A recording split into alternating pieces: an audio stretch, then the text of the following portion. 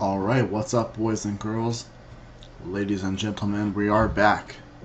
We're back with a little bit of a replay because I haven't been playing much lately, but I just played this game just today and I thought you would appreciate it because something is better than nothing. So I hope you're all doing well. Been extremely busy. I'm on my hospice rotation, which if you don't know what hospice is, look it up, but hospice is it's very emotionally and physically draining. It's tough, and I'll leave it at that. So we have our Heliod, God of the Sun deck, because I love Heliod. I love like the white kind of god.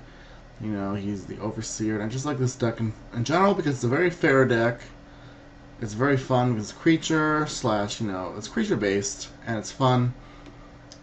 And we're playing against Jenara, Asura of War, which is a Bant deck. Jenara, in my opinion, is generally a very difficult deck to play against.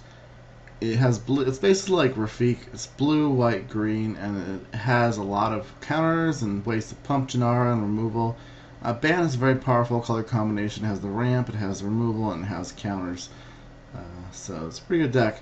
Plus, with the new EDH rules, you can't tuck your commander anymore. So you can't just condemn Jenara, you can't just counterspell her into the deck. You just have to keep dealing with him. So here we are.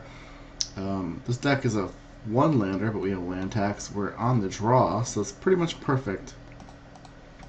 We're going to keep here. He plays Seaside Citadel. We draw another one-drop. We're going to play our land tax, get out of a plains, and play land tax. Land tax is pretty sweet. You get free cards forever, pretty much. So we get a plane. Basically, we're trying to filter our deck out of lands, so we get 3 planes out of our deck. And we play this lightning greaves we just drew, and we just discard in the land because, with this land tax, unless he just stops playing lands, we just basically filter our deck out of lands, and then the object of land tax usually just draw as many lands as possible, and then you basically thin your deck out, but you're always drawing lands for the most part. So he plays Jenara, he's got perfect mana on turn 3. And, we have a trigger. This preview window is not convenient. I thought I would try it out, but they have all this dead space. I mean, V4 is just... why do they have all this dead space around? Like, what is the point of this? I don't understand why we need this buffer zone. Like, why can't it just fill the window?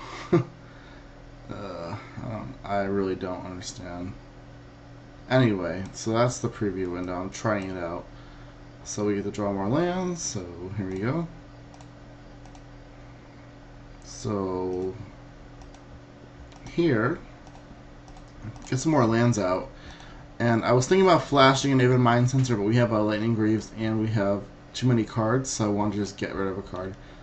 Avid Mind Sensor lets you kind of troll your opponent a little bit with a claws if they search a library, so I think that might be good with the blue, white, green deck.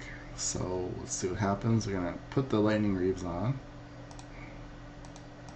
I'm not gonna attack because he has a 3/3. We have a 2/1.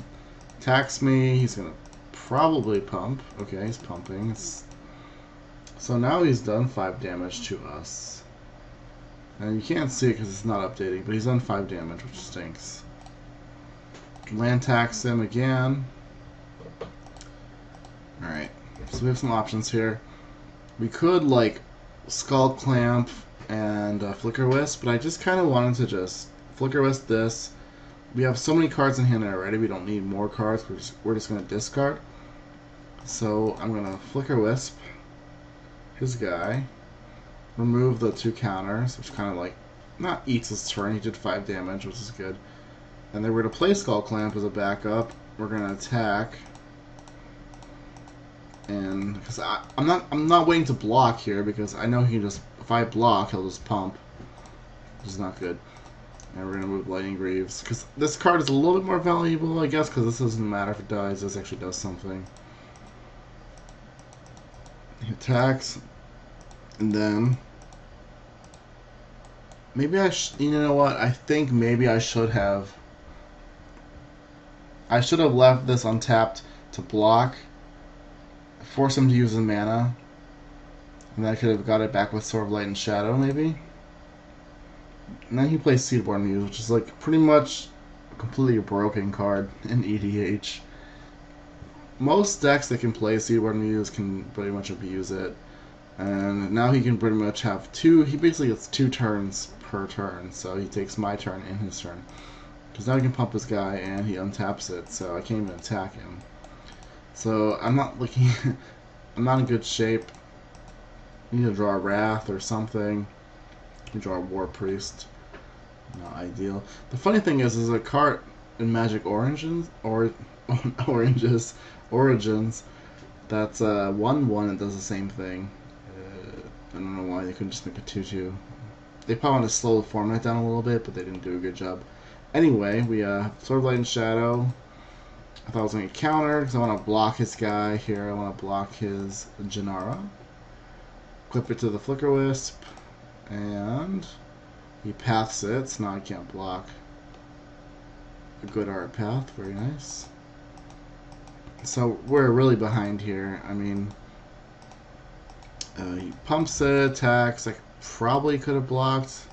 I didn't. He's got also this Ancestral Vision. He just put on that was on the stack, just resolved, and we're in pretty bad shape. I'm not expecting to win this game at this point. He's got a huge card selection.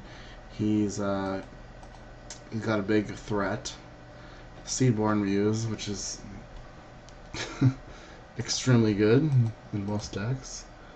Maybe I should have blocked here, but I really needed a card to equip with this. I need a flyer. I can't lose another flyer here because I have no other way of blocking this.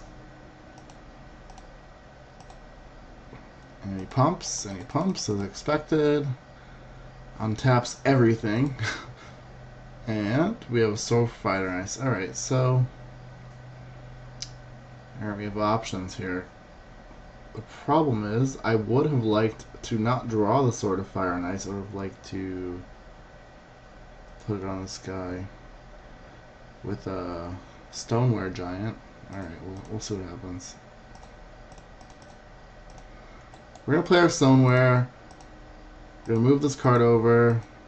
Equip Aven Mind Sensor is what we ultimately do because we need a blocker that flies. We can't use Stoneware Giant's ability. I don't have Sword of War and Peace in this deck. That's the only sword I don't have. I don't have Sword of War and Peace. If anyone wants to donate me a Sword of War and Peace, I would love that because I just can't afford to get one at this point. But I just don't have a Sword of War and Peace. I would definitely love one, but I don't. So if I did, it would be pretty sweet, but I don't.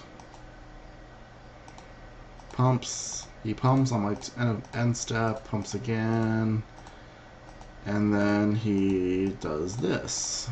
Does more blue things. Just blue things. He just Cyclonic Grips. He had really no need to pump. I don't know why he did that. I mean, I'm tapped out. He pretty much knew what he was drawing, and he Cyclonic Grips me, so what do we need to do?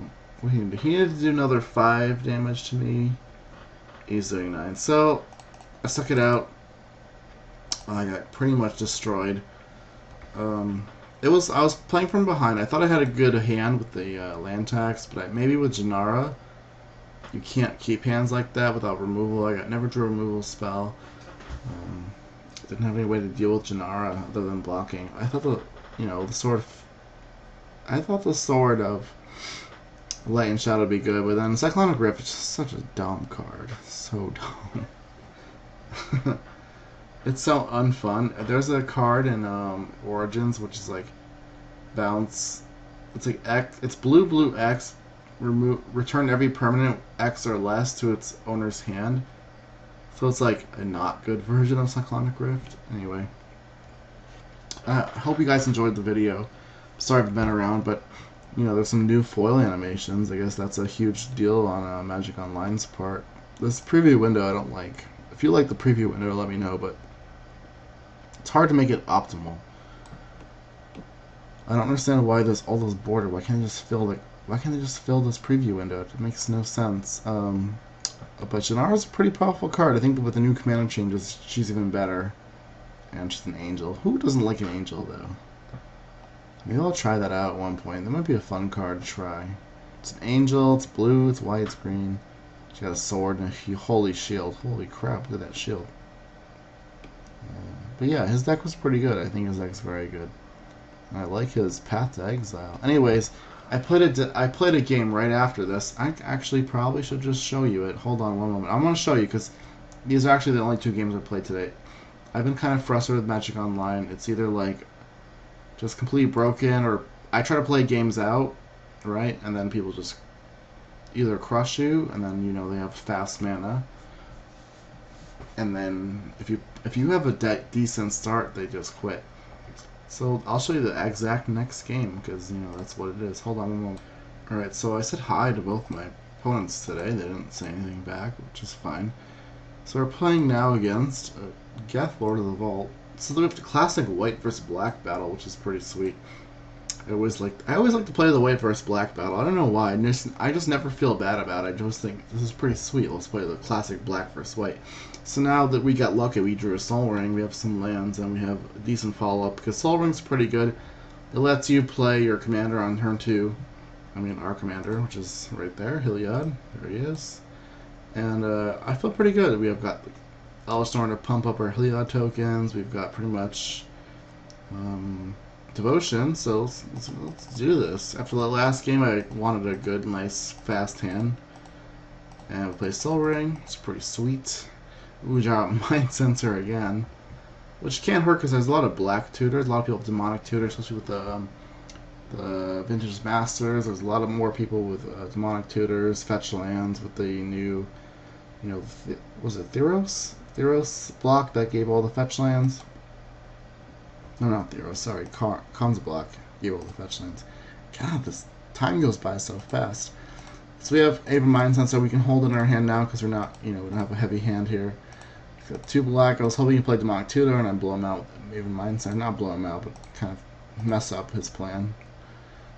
Play the Ava Mind Sensor, and then we play Elspeth because, you know, plussing her right away is a little bit better than getting Vigilance. You know, using my rule of thumb is if you have a play or multiple plays, you use the play that takes the most mana. You maximize your mana. So we can play a 4 mana play and just play this, which is not that great, but I want to, you know, also get this Planeswalker onto the battlefield. We're going to attack, see what he does. He does nothing. Play Elspeth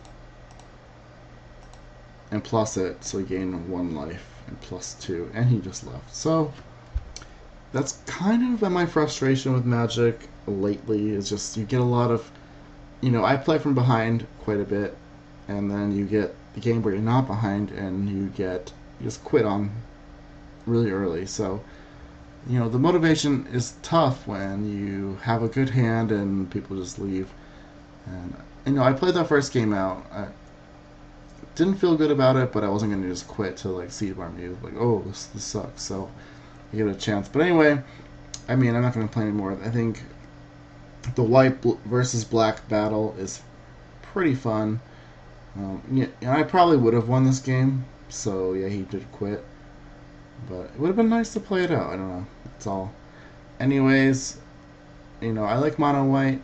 This deck isn't broken by any means. Just has some fun interactions with, you know, free creatures. You know, more creatures, pumping your creatures, blinking your creatures, and then I don't know why I like this deck. Do you guys like Heliod? Like, what do you think about him? I mean, he's not the best mono white commander by any means. Not the best commander, even closely, but it's nice. It's also nice to play. You know, sometimes it's refreshing to play mono white because the mono white it's a very like heroic theme. Anyways, I'm rambling. So thanks for watching, guys. I always appreciate it. Subscribe if you haven't, resubscribe if you left, and I'll see you next time. I'll try to post another video. Today is Wednesday. I'll try to post one on Friday. And I love you guys, and I appreciate all of your support. Yesterday, one of the viewers just said, "Hey, I appreciate your videos. You got me into Commander." And it's always cool to hear that from people. You know, you make a difference in someone's life, even if it's just gaming, and that's always awesome. So, you know, it does make a difference to me. And look at these flashy cards. Have a nice night.